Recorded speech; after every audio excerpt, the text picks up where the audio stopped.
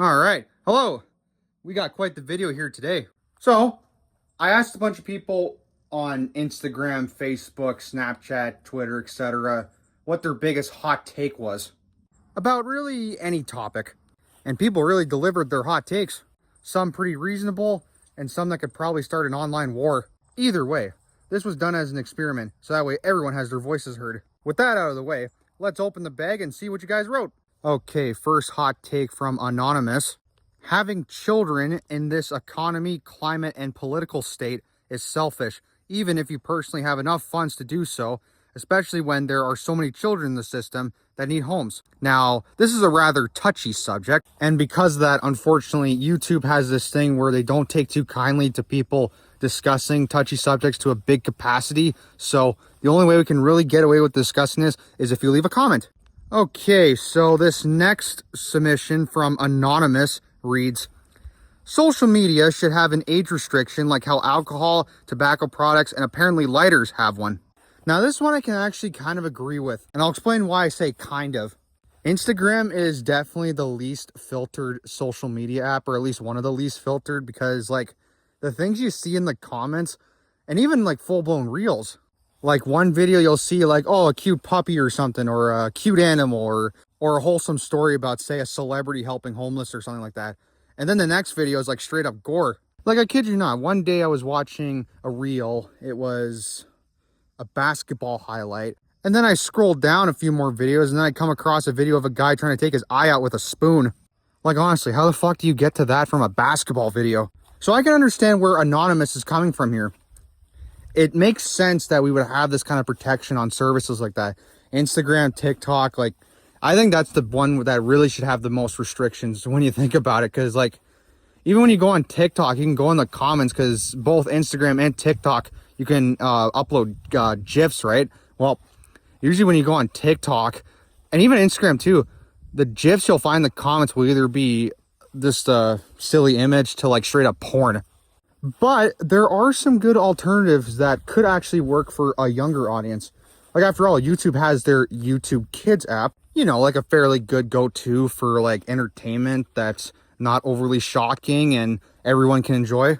Okay, next submission is from Anonymous. Wow, we're really jumping in with both feet with this one. Anonymous writes, you have to be the biggest fucking idiot to have children before you turn 25. Wow, no hesitation whatsoever. Well, the way I see it, you have to understand that there are some circumstances and a story to why, say, someone is having a child at a fairly young age. Like, I know a few people that had children very young, and they all lived happy lives, and still living happy lives.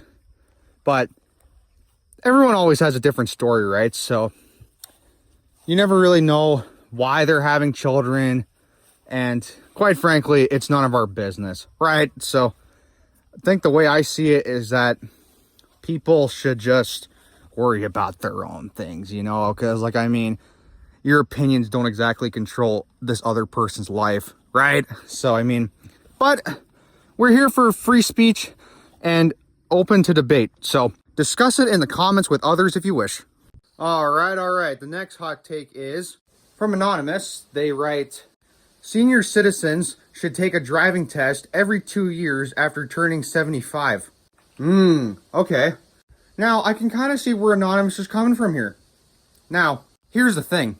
You know, everyone knows that the older you get, you're not exactly the same person you once were, obviously, by age. And, you know, maybe your reflexes may not be as ideal as they used to be. And if you're driving, you kind of need to be completely focused and be like on top of your game, because, you know, one wrong move, right?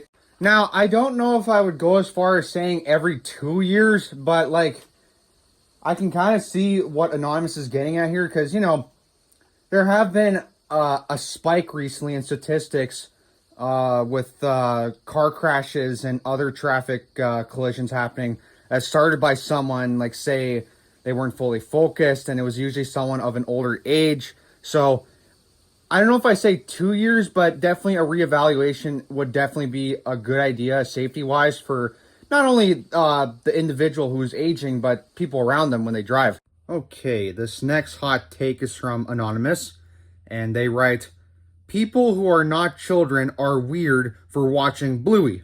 I can see where they're coming from here. Because I see a lot of videos of like grown adults dressed up in like Bluey costumes, or like I saw one guy who was wearing like it almost looked like a bib with Bluey on it. So I can kind of see where they're coming from, because I mean, you have to remember, like, it's a show for like preschoolers, okay? It's not exactly intended for an older audience. Like, I mean, if you see an episode of Bluey, you'll see exactly what I mean. Like, it's for toddlers basically. So, but there's some charm to it, and it's a lot more tolerable than a lot of this brain mush that you get nowadays. But still, I can kind of see where Anonymous is coming from, because, like, I mean, can you really have any respect for yourself if you're like in your 30s, maybe pushing 40, wearing Bluey stuff? Like, come on.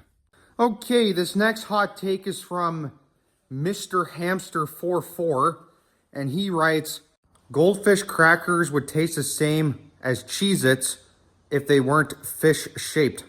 Come to think of it, I think I have both a box of Cheez-Its and a box of goldfish crackers in my pantry. I'll be right back.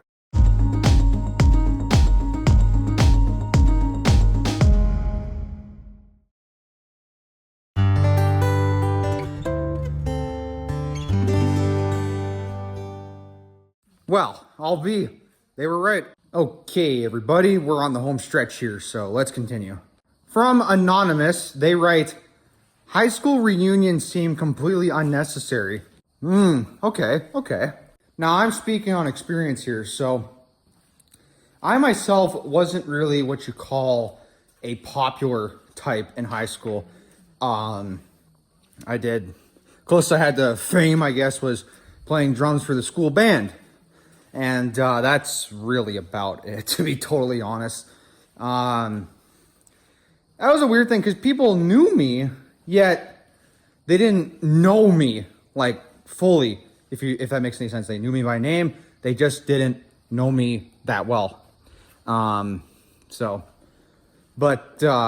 trying to get at here is, I can see where Anonymous is coming from, because these are people that you probably haven't seen in years leading up to this reunion. And what are the odds that, unless you were friends with them, like, what are the odds that they're even going to remember you even existed, right? Like, to think that, like, there are people years from now that I went to high school with that could either be deceased, moved out to different countries, may have a family now. Like, I mean, it's crazy what time can do. Like, I already know some people that moved, so I wouldn't go as far as saying that it's unnecessary. However, I can see why people would think that, like Anonymous here.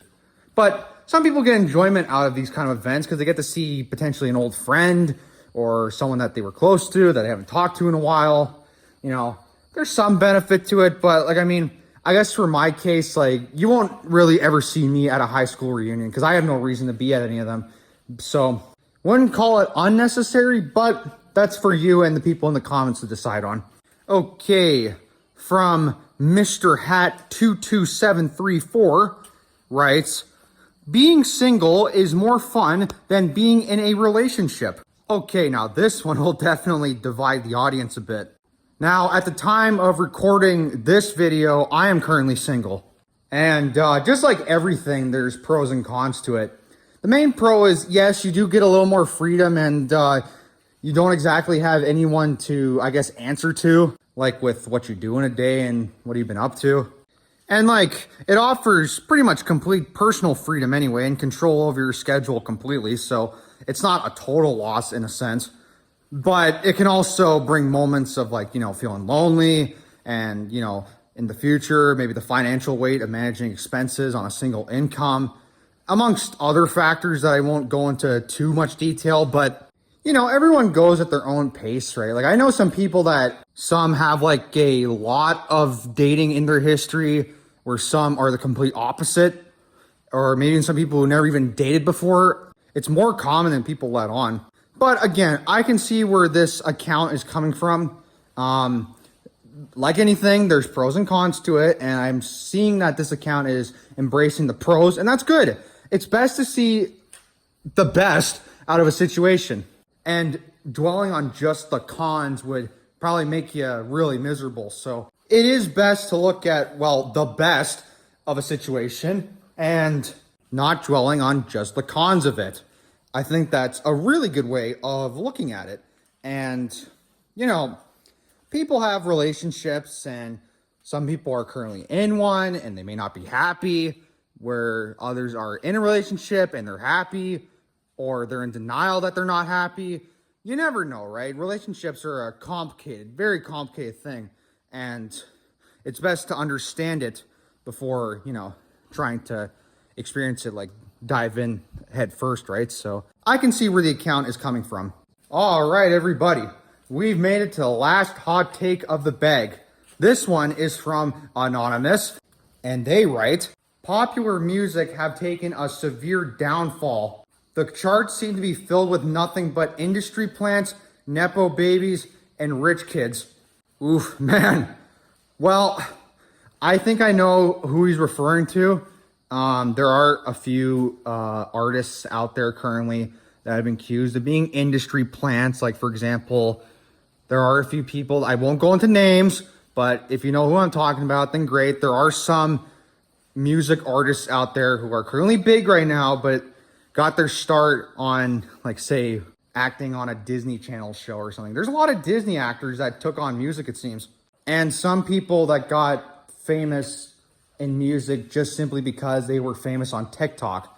Like, I won't say who, but there are a fair share of well-known people that tried taking on music who once started on TikTok. And unfortunately, a lot of these new songs that come out do really lack substance and are really only on the charts because they got popular on TikTok or Instagram, or any form of publicity looks good on a song, regardless of if the song's even good or not. So unfortunately, I think this might piss a couple people off, but I wholeheartedly agree with this take. I don't even think it's so much a hot take. I think it's more so an actual fact, to be honest with you. There really is not a lot of new music coming out these days that impresses me in the slightest. Like, a lot of these songs pander to a certain crowd, and that's why a lot of people call it NPC music, because a lot of these people are essentially just NPCs who are self-proclaimed music experts, and meanwhile they probably never listened to a full album of anyone in their life. So it does make them an NPC, basically, and in other words of putting it, they are insufferably basic. So this is probably the only take of this whole list here that I will actually admit out loud I agree with wholeheartedly. So I will agree with this one. Well done to Anonymous. You have my respect. All right. Thank you, everyone, for participating in today's video. This was really something, and I'm glad that everyone had the chance to have their voices heard. Now, you can discuss any topics that were discussed in this video in the comments. If you enjoyed what you saw here today, be sure to subscribe to the channel and ring the notification bell to be the first to see a new upload. Thanks for watching, and we'll see you next time.